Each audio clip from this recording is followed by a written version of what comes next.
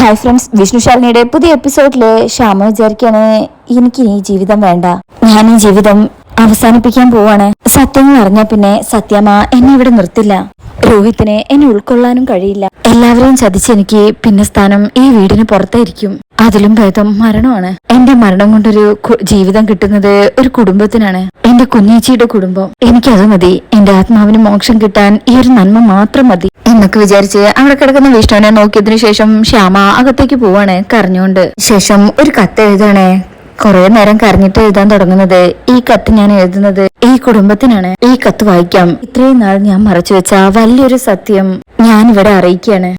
Puppy എന്റെ മോളല്ല, വിഷ്ണുവേട്ടനും എന്റെ കുഞ്ഞേച്ചിക്കും പിറന്ന ഇരട്ട കുട്ടികൾ. അതാണ് സത്യയും പപ്പിയും. പക്ഷെ അവർക്കും ഈ വിവരം അറിയില്ല. എനിക്ക് അബോഷനായപ്പോ ഇനി ഒരിക്കലും ഒരു കുഞ്ഞ് ജനിക്കില്ലെന്ന് അറിഞ്ഞപ്പോ രോഹിത്തിന്റെയും സത്യമ്മയുടെയും സ്നേഹം നഷ്ടപ്പെടാതിരിക്കാൻ വേണ്ടി എനിക്ക് ഗർഭിണിയായിട്ട് അഭിനയിക്കേണ്ടി വന്നു. അതെന്റെ ഗതികേട്. പിന്നീട് ആ കള്ളം മറയ്ക്കാനായി ഇരട്ട കുട്ടികളെ പ്രസവിച്ച എന്റെ കുഞ്ഞേച്ചി എന്റെ ജീവിതം തകരാതിരിക്കാൻ വേണ്ടി ഒരു കുഞ്ഞിനെ ഞാൻ പ്രസവിച്ചതാക്കി വളർത്താൻ തന്നു. അതാണ് പപ്പിമോൾ. വിഷ്ണുവേട്ടന്റെ സ്വന്തം കുഞ്ഞുങ്ങളായ ഈ രണ്ടുപേരെയും എന്റെ രക്ഷയെ കരുതി രണ്ടു വീട്ടുകളിൽ വളർത്തിയതിന്റെ കാരണവും ഞാൻ തന്നെയാണ്. ഈ ഒരു സത്യം മറച്ചു വെച്ചതുകൊണ്ടാണ് സത്യയുടെ അച്ഛൻ വിഷ്ണുവേട്ടനാണെന്ന് കുഞ്ഞേച്ചിക്ക് പറയാൻ പറ്റാതായത്. മരണം മുന്നേ കണ്ടുകൊണ്ടാ ഞാനിത് എഴുതുന്നത്. ഇത് സത്യമാണെന്ന് അറിയിക്കാൻ ഞാൻ എന്റെ ജീവൻ തന്നെയാ ബലി കൊടുക്കുന്നത്. രോഹിത്തെ മാപ്പ്, സത്യമ്മയോട് മാപ്പ്. പിന്നെ വിഷ്ണുവേട്ട, സത്യങ്ങൾ മനസ്സിലാക്കി എന്റെ കുഞ്ഞേച്ചിയെയും സത്യയും പപ്പിയെയും സ്വീകരിക്കണം വിഷ്ണുവേട്ട. ഏതെങ്കിലും ഒരു ലോകത്തിരുന്ന് നിങ്ങൾ അച്ഛനും അമ്മയും മക്കളും അടങ്ങുന്ന സന്തോഷത്തോടു കൂടിയുള്ള ജീവിതം എനിക്ക് കാണാം എന്ന് നിങ്ങളുടെ സ്വന്തം ശ്യാമ എന്ന് പറഞ്ഞ് അവരുടെ ബെഡ്റൂമിലേക്ക് ചെല്ലണേ. രോഹിത്തും പപ്പിയും നല്ല ഉറക്കത്തിലാണ്. ശ്യാമ കരഞ്ഞുകൊണ്ട് രോഹിത്തിന്റെ അടുത്തിരിക്കും. എന്നിട്ട് പറയും, എന്നോട് പൊറുക്കണേ രോഹിത്തെ, ഇനിയും ഈ സത്യങ്ങൾ പേറി എനിക്ക് മുന്നോട്ട് പോവാനാവില്ല. പോയാൽ എനിക്ക് ഭ്രാന്ത് പിടിക്കും. ഈ സത്യം രോഹിത്ത് എങ്ങനെ ഉൾക്കൊള്ളുന്നേ എനിക്കറിയില്ല. ഇത്രയും നാള് സ്വന്തം ചോരയാണെന്ന് കരുതിയ കുഞ്ഞ് അവൾ ഒറ്റ നിമിഷം കൊണ്ട് ആരും അല്ലാതായി മാറുന്നത്. എന്തായാലും ഞാൻ യാത്ര ചോദിക്കുകയാണ്. ഈ സത്യങ്ങൾ നിങ്ങൾ അറിഞ്ഞാൽ നിങ്ങളുടെ മുന്നിൽ വരാൻ എനിക്ക് കഴിയില്ല. അത്രയ്ക്കും തെറ്റല്ലേ ഞാൻ ചെയ്തത്. ഒന്നിച്ച് ജീവിച്ച് കൊതി തീർന്നിട്ടൊന്നുമില്ല ഞാൻ ഈ തീരുമാനത്തിലെത്തിയത്. ഞാൻ കാരണം ഇനി ആർക്കും ജീവിതം നഷ്ടപ്പെടാൻ പാടില്ല. വേദനയോടെ തന്നെയാണ് ഞാൻ ഈ പോകുന്നത്. എന്നെ വല്ലപ്പോഴും ഓർക്കണമെന്ന് ഞാൻ പറയുന്നില്ല, പക്ഷേ വെറുക്കരുതെന്നൊരു അപേക്ഷ മാത്രമേ എനിക്കുള്ളൂ. അതിനുശേഷം പപ്പിയുടെ അടുത്തേക്ക് പോകും. തലോടിക്കൊണ്ട് മനസ്സിൽ വിചാരിക്കും, അമ്മയുടെ പൊന്നുമോളെ, ഇനി ഒരിക്കലും അമ്മയ്ക്ക് നിന്നെ കാണാൻ കഴിയില്ലല്ലോ. എന്നാലും സങ്കടമില്ല, കാരണം നിന്നെ നിന്റെ അച്ഛന്റെയും അമ്മയുടെയും അടുത്ത് കൈകളിൽ ഏൽപ്പിച്ചിട്ടാ ഈ അമ്മ പോകുന്നത് എന്ന് പറഞ്ഞ് നെറ്റിലൊരു ഉമ്മ കൊടുത്തതിനു ശേഷം രോഹിത്തിനെയും പപ്പയെയും ഒന്നുകൂടെ നോക്കിയിട്ട് കരഞ്ഞുകൊണ്ട് ശ്യാമ റൂമിൽ നിന്ന് ഇറങ്ങിപ്പോവാ. അതിനുശേഷം താഴത്തേക്ക് ഇറങ്ങി വന്ന് ഹോളിലുള്ള ഒരു പ്രതിമയുടെ അടിയില് ആ ലെറ്റർ വെച്ചിട്ട് ചുറ്റിലും നോക്കി സങ്കടത്തോടു കൂടി ശ്യാമ ആ വീടിന്റെ പടി ഇറങ്ങാണ്. അങ്ങനെ ശ്യാമ പുറത്തേക്ക് ഇറങ്ങി പോകുമ്പോഴായിരിക്കും പിള്ളച്ചേട്ടൻ അങ്ങോട്ട് വരുന്നത്. ഹോ, ഇത്രയും ഇരുട്ടാവെന്ന് കരുതിയില്ല. എവിടെ ഉത്സവത്തിനോ മറ്റോ പോയി വരികയാണ്. അതിന്റെ കാര്യങ്ങളും പറയുന്നുണ്ട്. ഈ സമയം ശ്യാമ അവിടെ മാറി നിന്ന് ഇതെല്ലാം കാണാണേ. അകത്തേക്ക് ചെല്ലണ്ട, തൽക്കാലം പടിപ്പുരയിലേക്ക് കിടക്കാം. രാഘവൻ സാർ എങ്ങാനും കണ്ട ചീത്ത പറയും എന്ന് പറഞ്ഞ് പടിപ്പുരയിലേക്ക് പോവാണ്. ഈ സമയം ശ്യാമ ധൃതിയിൽ അവിടുന്ന് പോകാൻ തുടങ്ങുമ്പോ അവിടുന്ന് കാല് തട്ടി അങ്ങ് വീഴും. അങ്ങനെ ഉരുണ്ടുരുണ്ട് വീഴുന്ന ശബ്ദവും ശ്യാമയുടെ നിലവിളി ശബ്ദവും പിള്ളച്ചേട്ടൻ കേൾക്കുക. ആരാ അത് എന്ന് പറഞ്ഞ് വരുമ്പോഴേക്കും ശ്യാമ ഉരുണ്ടുരുണ്ട് പോവാണ്. അപ്പോഴേക്കും ശ്യാമയുടെ ബോധവും പോകുന്നുണ്ട്. ആരാ ഇത് എന്ന് ചോദിച്ചു വന്നു നോക്കുമ്പോ ശ്യാമയ്ക്ക് ബോധമില്ല. ശ്യാമക്കുഞ്ഞില്ലത്, ശ്യാമക്കുഞ്ഞെ എന്തു പറ്റി എന്ന് പറഞ്ഞിങ്ങനെ വിളിക്കണേ. എന്നാൽ ശ്യാമയ്ക്ക് ബോധം വീഴുന്നില്ല. അതിൽ പിള്ളച്ചേട്ടൻ വീട്ടിലേക്ക് ഓടിക്കയറാൻ പോവാണ്. ശേഷം വരന്തയുടെ ഭാഗത്ത് നിന്നിട്ട് സത്യാമ്മ, വിഷ്ണുക്കുഞ്ഞ്, രോഹിത്തെ, പൊന്നി, ആരെങ്കിലും ഓടി വാ. ഇതേ സമയം പൊന്നി, എന്താ പിള്ളച്ചേട്ടാ എന്ന് ചോദിച്ച് ഓടി വരികയാണേ. എന്നാ ഹോളിലിപ്പോ ശ്യാമ വെച്ചിരുന്ന ആ ലെറ്റർ കാണുന്നില്ല. അതവിടുന്ന് ആരോ എടുത്തിട്ടുണ്ട്. എന്താ എന്ന് വെച്ച് പൊന്നി വരുമ്പോ പിള്ളച്ചേട്ടൻ പറയും, ശ്യാമക്കുഞ്ഞ് അവിടെ ബോധമില്ലാതെ കിടക്കുന്നു, ഓടി വാ എന്ന് പറയുമ്പോ പൊന്നി ഓടി ചെല്ലാണ്. അപ്പോഴേക്ക് ഭാമ ഇങ്ങനെ വന്ന് നോക്കുന്നുണ്ട്. ശബ്ദം കേട്ട് രാഘവേട്ടനും, എന്താ ഭാമേ? ഭാമ പറയും, അറിയില്ല, പുറത്തുനിന്നാ. എന്താ നോക്ക്. ആ ശരി എന്ന് പറഞ്ഞ് ഭാമ പുറത്തേക്ക് പോവാണേ. വാക്കിംഗ് സ്റ്റിക്കുമായിട്ട് രാഘവേട്ടനും അങ്ങോട്ട് വരും. ഇപ്പോഴും അവിടെ ആ ലെറ്റർ കാണുന്നില്ല. എന്താ പിള്ളേ എന്ന് ഭാമ വയ്ക്കുമ്പോ കാര്യം പറയണേ. അയ്യോ എന്ന് പറഞ്ഞ് ഭാമ ശ്യാമയുടെ അടുത്തേക്ക് ചെല്ലും. പിന്നാലെ രാഘവേട്ടനും. ഇവളെങ്ങനെ പുറത്തു വന്നോ? പിള്ളച്ചേട്ടൻ പറയും, അറിയില്ല. അങ്ങനെ എല്ലാവരും കൂടെ ശ്യാമയെ വിളിക്കുകയാണ്. അപ്പോഴേക്കും എന്താ വെച്ചാ എന്ന് വെച്ച് രോഹിത് വരും. ശ്യാമ വീണ് കിടക്കുന്നടാ, പോയി നോക്ക്.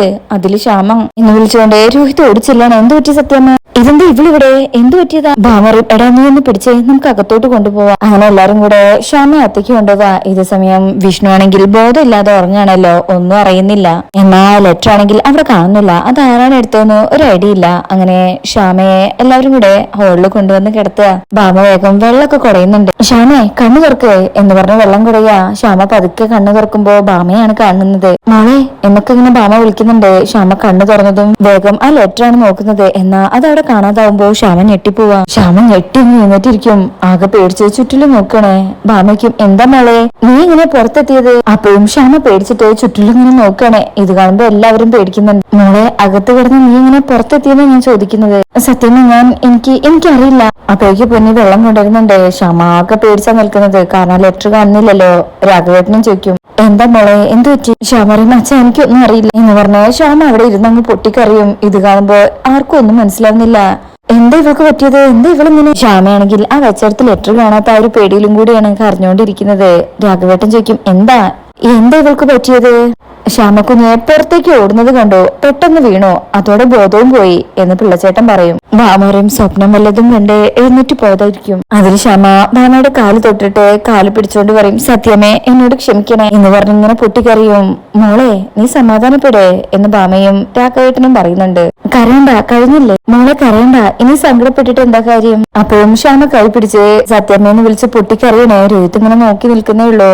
ഇതേ സമയം ഭാമ പറയും കുടുംബക്ഷേത്രത്തിൽ പോയി വഴിപാട് കഴിക്കാത്തതിന്റേതാ, ചുറ്റിച്ചു കൊണ്ടുപോയതാ, പാവം ജീവൻ തിരിച്ചു കിട്ടിയതിന്റെ ഭാഗ്യം. രോഹിത്തെ എന്താ ചെയ്യാ? പൊന്നി വെള്ളം കൊണ്ടുപോവാ. അങ്ങനെ പൊന്നി വെള്ളം കൊണ്ടുവന്ന് കൊടുക്കും. ശ്യാമയാണെങ്കിൽ രോഹിത്തിന്റെയും അതുപോലെ ഭാമയുടെയും പിള്ളച്ചേട്ടന്റെയും അച്ഛന്റെയും പൊന്നിയുടെ ഒക്കെ മുഖത്തേക്ക് മാറി മാറി നോക്കും. ആരാ ലെറ്റർ എടുത്തതെന്ന് ശ്യാമയ്ക്ക് മനസ്സിലാവുന്നില്ല. ശേഷം അവിടെ കൊണ്ടുപോയി വെച്ചതൊക്കെ വീണ്ടും ആലോചിച്ചിട്ട് ശ്യാമ അങ്ങ് പൊട്ടിക്കറിയും. ആർക്കും ആ കത്ത് കിട്ടിയിട്ടുണ്ട്, ആരായിരിക്കും അത് വായിച്ചിട്ടുണ്ടാവുക എന്ന് പറഞ്ഞ എല്ലാവരുടെ മുഖത്തേക്കും നോക്കും. വായിച്ചിട്ടുണ്ടെങ്കിൽ അത് ആരുടെയും മുഖത്ത് കാണേണ്ടതല്ലേ? ഇനി അത് ആർക്കും കിട്ടിയില്ലേ?